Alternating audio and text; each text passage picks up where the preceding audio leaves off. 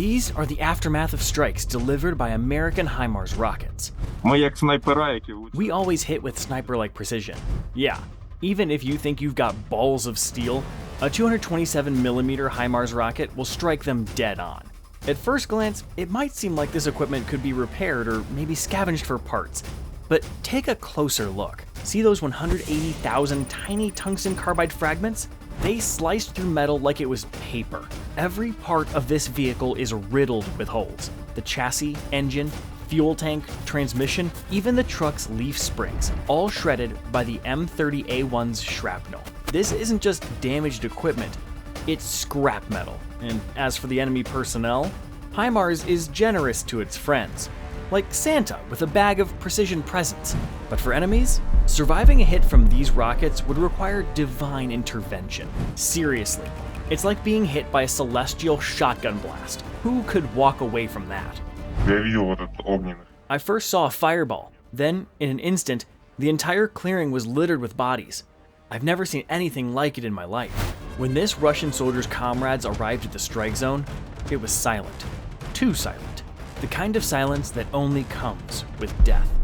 That's the work of another HIMARS projectile, the GMLRS M30. Its cluster warhead carries 404 M101 dual-purpose submunitions, designed to tear through both armor and personnel. What's left after a strike? Dust, twisted metal, and no survivors. If it's not the most effective system on the battlefield, it's definitely among the top. The sheer power is astonishing. But what makes the American HIMARS so untouchable? Why can't the Russians neutralize it?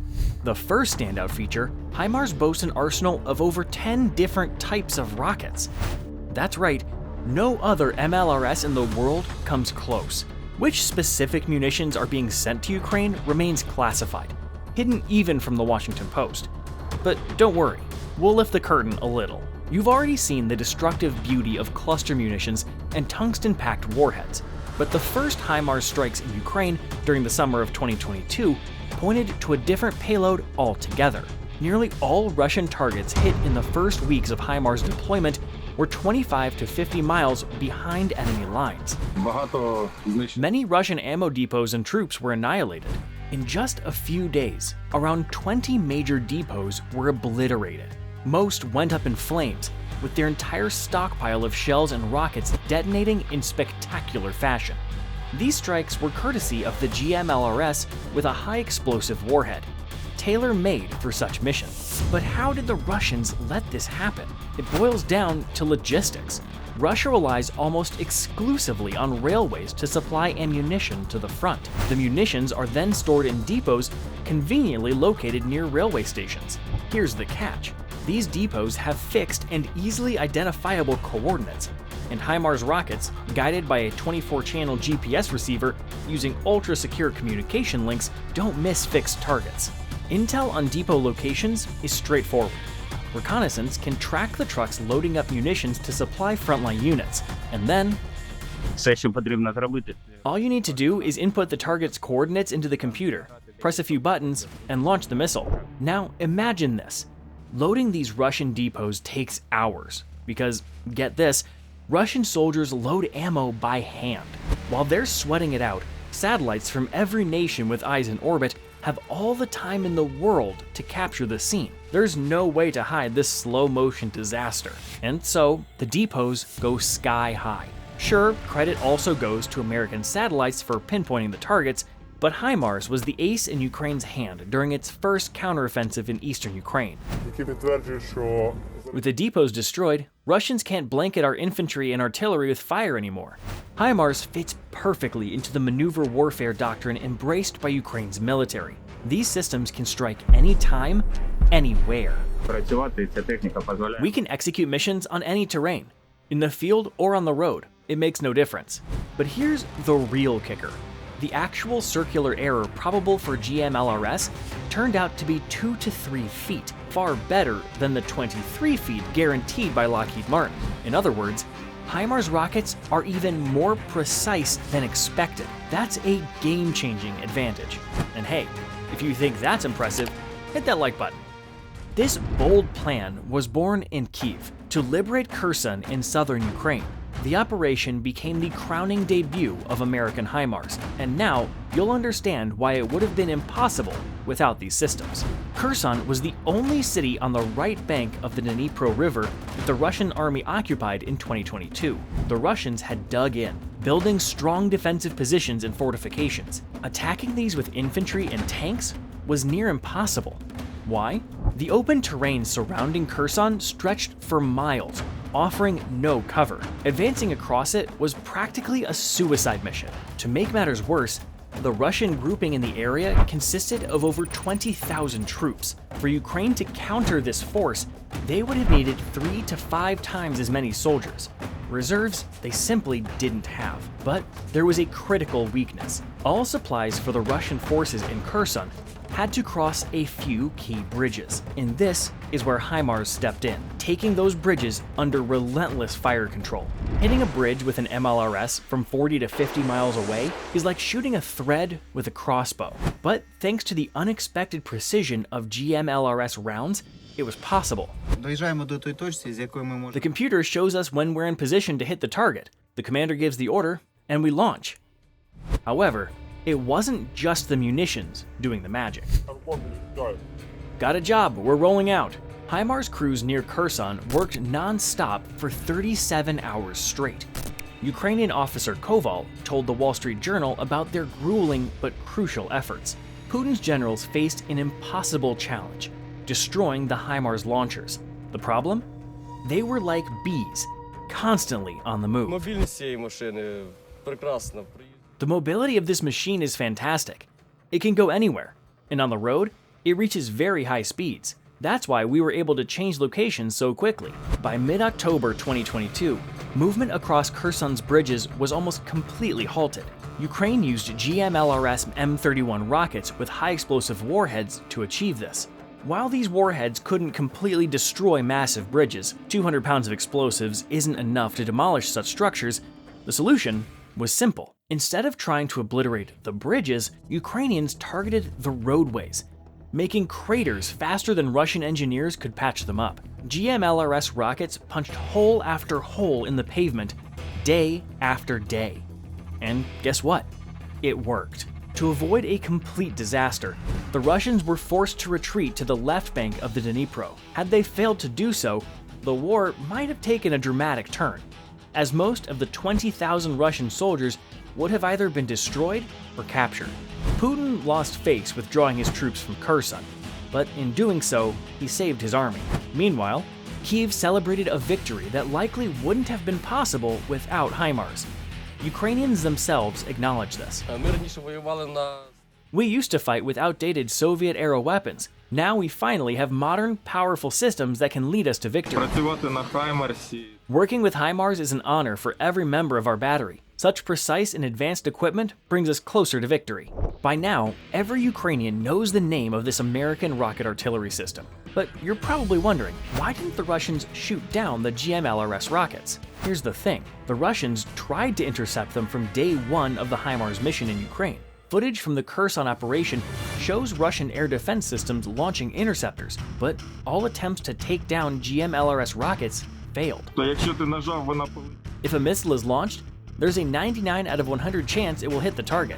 That's because HIMARS is no ordinary MLRS. GMLRS rockets first climb to an altitude of up to 65,500 feet, then descend on their target at a nearly 90-degree angle, reaching speeds of up to 2,700 feet per second.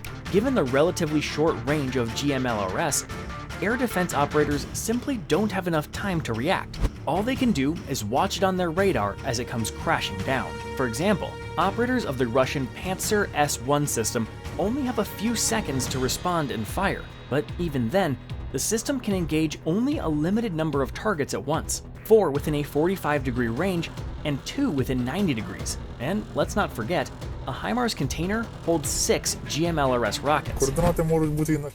The coordinates for all 6 rockets can be set at once. They can target multiple objectives, or all 6 can focus on a single target.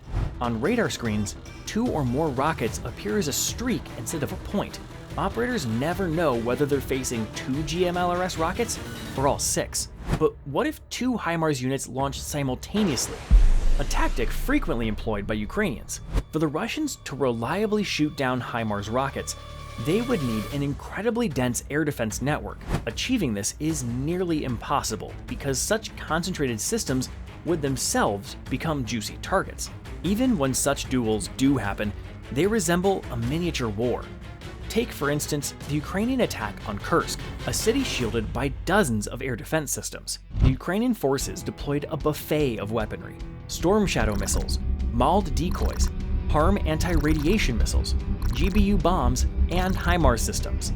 The strike also involved Su-24 and Su-25 jets, 2 F-16s, 2 MiG-29s, and even FPV drones. The skies were packed. Now imagine the chaos on the radar screens of Russian air defense operators. How exactly this Ukrainian orchestra coordinated its efforts remains a mystery, but the operation managed to hit the largest communications hub in the region. The result? Even Russia's advanced air defense systems couldn't withstand a multi-pronged, diversified attack. To counter HIMARS specifically, the Russians sometimes resort to full-scale GPS signal jamming. But here's the catch: these powerful disruptions also affect their own troops. As a result, such jamming is limited to specific areas and short durations, making it far from a reliable solution for neutralizing HIMARS. This forced Russian forces to relocate their depots and command centers out of GMLRS range. Only then did the US agree to supply Ukraine with another powerful munition from the HIMARS arsenal: ATACMS, Army Tactical Missile System. If you think this should have happened sooner, hit that subscribe button. Here's the kicker: ATACMS takes HIMARS to an entirely new level, transforming it into a tactical missile system with a range of up to 186 miles. This isn't just an upgrade, it's a game changer. Imagine Floyd Mayweather moving up a weight class and still dominating his champion. ATACMS quickly earned a reputation as the ultimate slayer of Russian S-400 and S-300 systems. But what about other rockets in the HIMARS arsenal that have proven themselves in Ukraine? So far, we haven't seen the GMLRS-ER extended range rockets in action.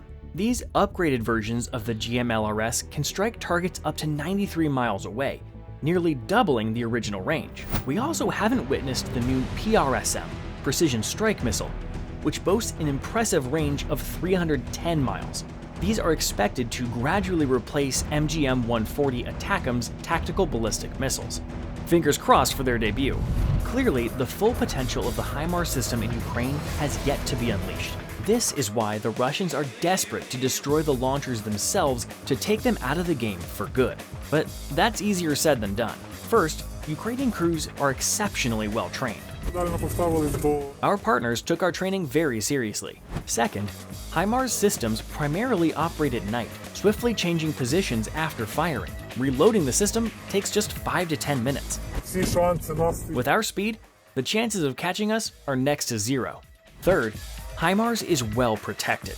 The launcher module and fire control system are mounted on a sturdy truck chassis, with the cabin and undercarriage reinforced with armored steel plates. This makes it capable of withstanding blasts from several pounds of explosives. So far, not a single HIMARS has been destroyed. Well, except for a few wooden ones. Wait, what? Wooden HIMARS? Yes. Ukrainians have been deploying decoy models in forests to confuse the enemy. It wouldn't be surprising if Putin is being briefed on their destruction. In reality, around 40 HIMARS systems have been delivered to Ukraine by the US since the war began. The exact number in active service or under repair is unknown. However, we've seen footage of a HIMARS damaged by a mine and sent back to the US for repairs. Notice how the wheel is blown off, but the cabin remains intact, meaning all 3 crew members, the operator, driver, and commander, survived. Here's another clip showing a Russian Lancet drone strike on a HIMARS after it had completed its mission.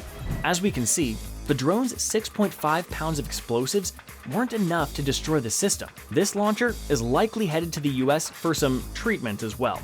The first possible destruction of a HIMARS occurred 622 days after they debuted on the battlefield. During that time, Ukrainians managed to destroy 767 Russian MLRS systems. Not a bad score, wouldn't you say? But is there anything in the world more advanced than this American rocket system? The Russian Uragan? The Chinese WS-2D? Or maybe the North Korean KN-25? which boasts a confirmed range of up to 250 miles. Drop your pick in the comments, and we'll create a head-to-head battle video between HIMARS and the weapon you choose.